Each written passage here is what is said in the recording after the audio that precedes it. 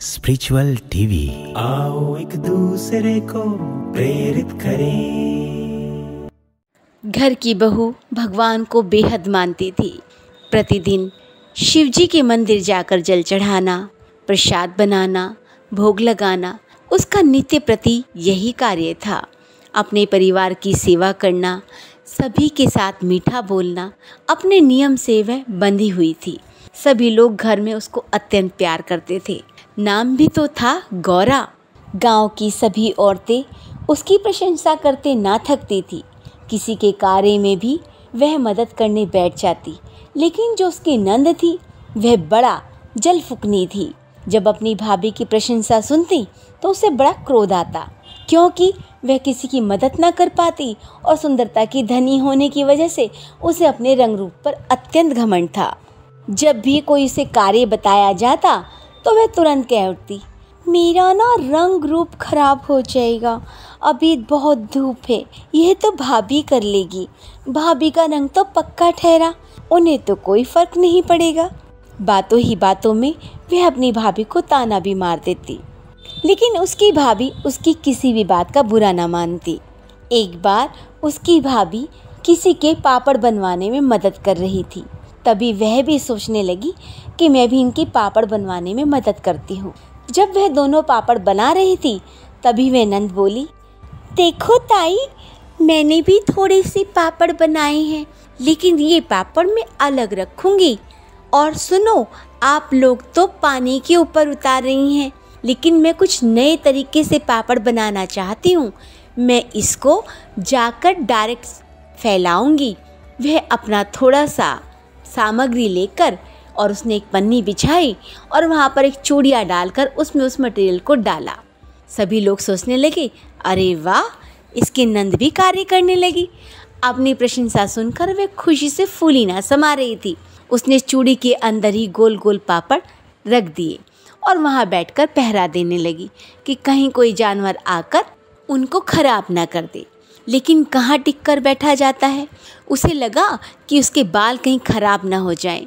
तभी वह शीशे में मुंह देखने लगी और उसका ध्यान उन पापड़ों से हट गया। आया कुत्ता और चपड़ चपड़ करके खाने लगा और वह जोर से चिल्लाई, इश, अरे मेरे पापड़ खराब कर दिए। इतनी मेहनत से तैयार किए थे मैंने, पापड़ खराब कर। अपनी नंद का रोना सुनकर भाभी बाहर आई। अरे ये क्या हो गया, तुम तो यहीं बैठी थी, क्यों नहीं ध्यान दिया? तुम्हारे पापड़ कुत्ता खा गया। चलो, किसी को तो पसंद आए। भाभी ने भी कोई मौका ना चुका। सभी लोग हंसने लगे। उसे इस बात पर बड़ा क्रोध आया कि भाभी ने मेरी मजाक बनाई।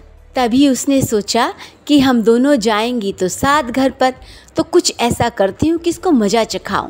वह अपनी भाभी को साथ लेके जा रही थी।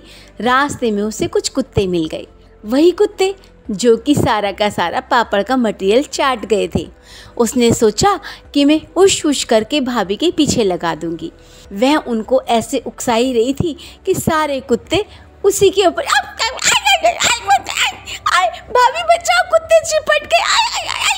भाभी ने पत्थर मारकर सारे कुत्तों को हटाया और उससे पूछा, अरे तुम कुत्तों के पास गई क्यों थी? वह मनी मन बोली, तुझे कटवाने के लिए, पर कुत्ते मुझे ही चिपट गए। आय आय आय आय। वह अपना बदला पूरा करना चाहती थी, लेकिन समझ नहीं आ रहा था क्या।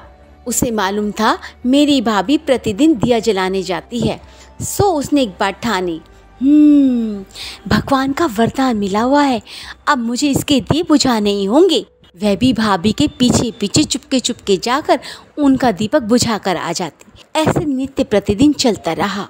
एक दिन घनघोर बारिश हुई, ओले पड़े और इतना आंधी तूफान, हाथ को हाथ ना सूझी। कोई भी व्यक्ति अपने घर से बाहर ना निकला, क्योंकि बाहर की स्थिति बड़ी भयावह थी। उसकी आज काफ़ी देर बाद आँख खुली। उसने चारों ओर देखा, अरे भाभी शायद दिया जलाने गई होगी। और उसने आव देखा ना ताव, सीधा बारिश में नंगे पैर वह मंदिर की ओर दौड़ पड़ी। दौड़ती गई, किसी तरीके से वह गिरती पड़ती फिसलती हुई मंदिर तक पहुंची। वहाँ उसने दिया जलता हुआ देखा। बस फिर क्या था, उसने आव देखा न ताव, उस दीपक को बुझाने जैसे ही जा रही थी, ऐसे ही पूरे मंदिर में प्रकाश हो गया और तुरंत भोलेनाथ प्रकट हो गए। भोलेनाथ ने कहा, मैं तुमसे प्रसन्न हूँ, जल्दी बताओ क्या चाहिए तुम्हें। वे अपना सिर खुजाने लगी कि कहीं भगवान भोलेनाथ को कोई गलतफहमी तो नहीं हो गई। वरदान शायद ही मेरी भाभी को देना चाह रहे होंगे, पर हो सकता है उनका घूंघट होने की वजह से शक्ल ना देख पाए हो और इसीलिए मुझसे कह रहे हो कि कुछ चाहिए तो बताओ, मैं आपसे बड़ा प्रसन्न हूँ। वह तुरंत भगवान से बोली, देखिए जी, मैं अपने कार्य में पूरी की पूरी ईमानदार हूँ। आपको शायद कोई गलतफहमी हुई है। नित्य प्रति यह दिया मेरी भाभी जलाने आती है और आप शायद वही समझकर मुझे वरदान दे रहे हैं। भगवान बोले, इस बात से तो तुमने मुझे और प्रसन्न कर दिया है। तुमने सत्य बोला, वह नित्य प्रति दीपक जलाने आती है, लेकिन मैं तुमसे मालूम है क्यों प्रसन्न हूँ। तुमने अपने नियम को नहीं तोड़ा और उसने इस नियम को तोड़ दिया। तुम नित्य उसका दीपक बुझाने आती हो और आज भी तुम नहीं चुकी। इतनी मूसलाधार बारिश में जहाँ कोई पंछी तक भी बाहर नहीं है, लेकिन तुम अपने नियम की पाबंद होने की वजह से यहाँ दिया बुझाने आई हो, तो तुम्हारे नियम के पक्के होने की वजह से मैं तुम्हें वरदान दे रहा हूँ। तभी उसके ज्ञान चक्षु खुलते हैं कि मैं बुरा करने आ रही थी, बुरा सोच कर आ रही थी, लेकिन सिर्फ एक नियम पालन करने की वजह से भगवान सामने प्रकट हो गए।